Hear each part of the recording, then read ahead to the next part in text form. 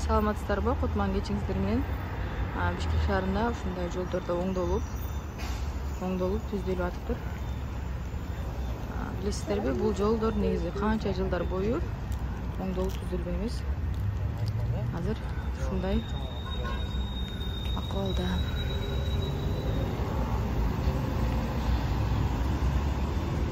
Бул жана жаңа фастфудтар ачылыптыр.